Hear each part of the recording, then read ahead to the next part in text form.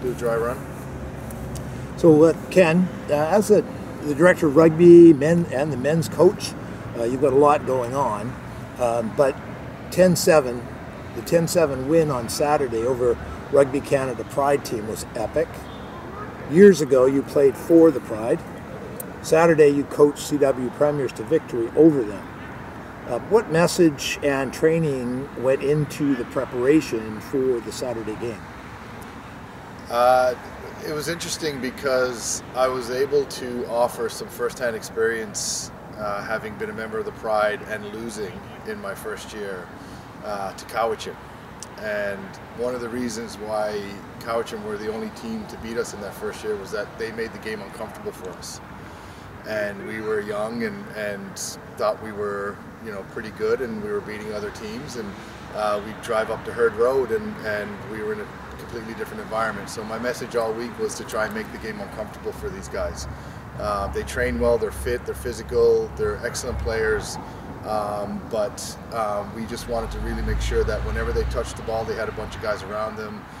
We wanted to take not only their space away, but their decision-making time away, and we just really wanted to make them uncomfortable all game and see if they could find a way through us, and it worked. Often preparing for games, there's a message that goes to the forwards, there's a message that goes to the backs. Clearly that was an overall message to every player, that they have to step up, no matter if they're 180 or 280. Was there any differentiation or different messaging slightly with the pack compared to the backs? Not particularly. We are blessed at the moment with some depth in a few positions up front, and so we definitely knew that.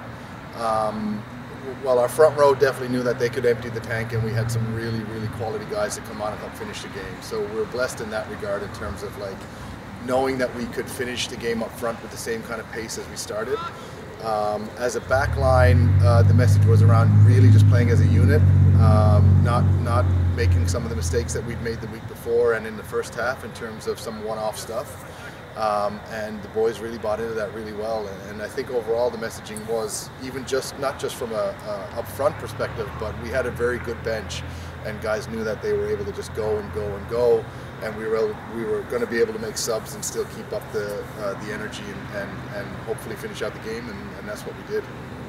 You mentioned there just briefly sort of improvement from the first half for CW. Can you offer some insight into what seems to be a second half turnaround, or at least a bit of a turnaround already for the second half? Yeah, it's interesting because it's really the way the league is structured as well. The last few years, a lot of guys just end up really buying into the spring part of the league. So we've seen a lot higher level of commitment from our local guys that, have families and jobs and all those sorts of things. Excuse me. And then, so they understand that they can put in a decent shift in the fall, but also understand that when the spring comes, it's game on, and their level of commitment really goes up.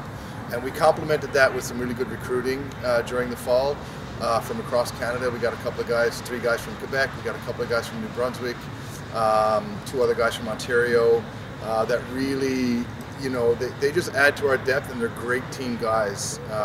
They buy into the environment really, really well, really quickly, and that's the other thing that we are building around here in terms of that culture and environment. So, they bought in, they came out, they were completely committed to what we're trying to do here in the second half, and it showed right from the start. And these guys are, in the Premier squad and pushing for the Premier squad. So that's really great to see.